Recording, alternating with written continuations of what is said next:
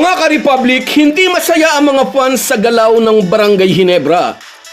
Matapos mabigong makakuha ng championship sa nakaraang 2 season, umaasa ang mga Ginebra fans ng malaking paggalaw ng team management. Nagkaroon nga raw ng paggalaw pero para sa mga fans, hindi ito sapat. Ganito kaaga iniisip ng mga Ginebra fans ang level of competition na dadalhin ng mga kalabang team. Solid na ang rain or shine pero lalo pang nagpalakas. Dapat ding abangan ang Converge na sa tingin natin ay may kakayahan ng hamunin ang mga title contender teams.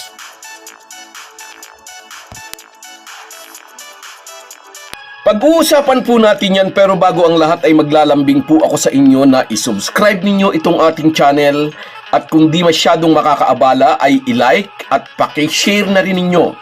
Malaking bagay po yan sa aming mga vlogger. Maraming salamat. Mga ka-Republic, ang mga laro raw ng Ginebra sa nakaraang Season 49 ang nagtala ng pinakamataas na viewership sa telebisyon. Iyan ang iniulat ng presidente ng TV5, Coberor ng PBA. Patunay lamang ito na kahit puro kabiguan ang sinapit ng Ginebra sa nagdaang 2 taon, ay walang duda sila pa rin ang pinakapopular na PBA team. At sigurado magre-react dito ang mga fans ng ibang kupunan. Kahit sa mga kabiguan, kasama ng Ginebra ang kanilang mga fans. Ngunit sa hanay na ito ng mga tagahanga, may ilan dyan na nakakaramdam na ng pagkainip. Oo nga, literal na sa loob ng basketball court na pagwawagian ang kampyonato sa mga aktwal na laro, ngunit ang championship run ay bunga lang ng matyaga, mabusising pagpaplano ng front office. Championship run starts at the boardroom, sabi ng isang NBA team executive. Na totoo, trabaho ng front office na bigyan ng magagaling na player ang kupunan. Bigyan ng mga ito ng maayos na pasilidad at training program na lalo pang hahasa sa kanilang galing at talento. Iyan ang inaasahan ng mga Ginebra fans. Habang maagaan nila ay dapat kumilos ang front office, partikular si Al Francis Chua.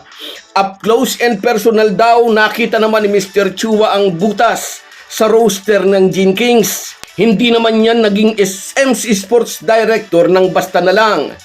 Naging coach din si AFC bago pa naging tagapamahala ng sports program ng San Miguel Corporation na may 3 team sa liga, ang Magnolia, ang San Miguel Beermen at ang Ginebra. So alam na alam niya kung saan mahina ang Gin Kings. Sa mga pagkakataong na-outbox at nagugulangan si Japet Aguilar sa ilalim, nakikita natin napapangiwi at napapakunot noo si Al Francis Chua. Nagkakaedad na si Japet Aguilar at kinukuyog siya ng mga mas bata at mas maliliksing big man ng ibang team. Ang hiling ng mga fans, kumilos ang Ginebra front office at kumuha ng big man tulad nila Stan Hardinger at Slaughter. Mula nang mawala ang Filgerman Bulldozer, ang Ginebra ay hindi na singlakas ng dati. Nang misang sumulpot sa team practice ng Ginebra si Greg Slaughter, nabuhayan ng loob ang mga Ginebra fans. Heto na, sabi nila, mukhang nabauna sa limot kung anuman ang naging samaan ng loob sa nakaraang ilang taon.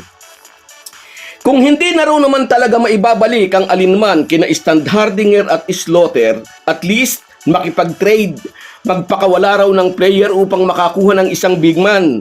Iyon lang daw ang lulutas sa 2-year title drought ng Ginebra. Hindi kontento ang mga fans ng Gin Kings na so far, si Norbert Torres pa lang ang nadagdag sa frontline ng Ginebra. Hindi raw ito bibitawan ng Meralco kung may maikukontribute pa sa kupunan. May 3 acquisition sa rookie draft ang Ginebra. Pero mukhang si Sunny Steele lang ang siguradong mabibigyan ng tender offer na hindi pa rin naman makapaglalaro sa PBA dahil may commitment pa ito sa MPBL. Si Mario Barasi naman, 6'7 nga pero hindi naman ito naging impact player sa mga naging team na nito. Posibleng maging project player ito ni Tim Cone. Sa October 5 ay magsisimula na ang PBA 50th season. Excited ang mga Ginebra fans, ngunit ganito kaaga ay nakikita nila na tila iyon pa rin ang magiging problema ng mga mag-aalak, ang mahinang frontcourt lineup. Bukod sa mga perennial title contender na SMB at Talk and Text, nakikita ng mga Ginebra fans ang malakas na kompetisyong dadalhin ng Rain or Shine at ng Converge. Kinapos lang ng konti ang Fiber Xers sa nakaraang All Filipino Conference para makasalta sa semis, ngunit solid ang lineup nito. Kina Alec Stockton at Sonny Winston, plus ang kanilang twin tower na sina Aranya at Baltasar. At naharbat pa ng mga ito si Juan Gomez Diliano sa rookie draft. Aabangan din ang patuloy na nag-i-improve na team ni Coach Yang Yao. 3 or 4 semifinals appearance sa nakaraang 2 season, target ng Rain or Shine na maka-advance sa finals. Napitas ng Elasto Painters sa rookie draft si Jun Roque, 6'4", shooting guard na magdadagdag ng firepower sa mga kabataan pang tropa ni CYG. At sa mga kabataan pang player na ito, humugot si CYG ng isa pang veteranong magpo-provide ng leadership sa kanyang mga bataan. Age 38, naniniwala si CYG marami pang gas sa tangke ni Stanley Pringle. Ilan lamang ang mga ito sa mga inaalala ng mga Ginebra fans kung kaya gusto nilang dagdagan pa ng Ginebra ang kanilang paggalaw bago magbukas sa October ang PBA. So guys, yan lang muna. Hanggang sa muli.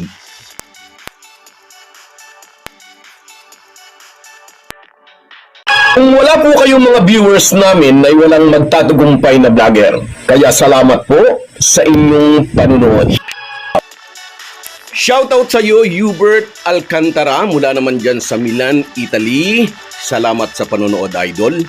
At sa iyo rin, Alfredo Lacerna Vlog. Yes, magandang panoorin yan. Shoutout sa iyo. At sa iyo rin, Julius Cruz. Yes, 2 Gilas coach, isang bata at isang damatans. Sa iyo rin, shoutout Rami Miole. Parang ganun nga, naunahan pa sila ng Converge. Ngayon, shoutout din sa iyo, Merson Kabady Vlog. Shoutout sa iyo, idol. Ingat ka palagi dyan. At sa iyo rin, shoutout Edwin Felizardo. Talagang magiging exciting daw ang Manila Clasico. At sa iyo rin, Rodante Sabida.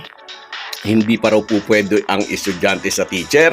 At sa iyo rin, shoutout Jigs Carido, sports lang tayo, sabi niya.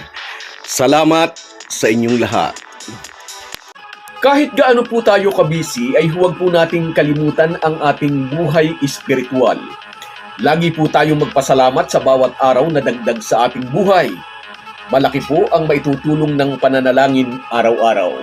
Isang paalala po mula sa inyong Halo-Halo Sports Republic.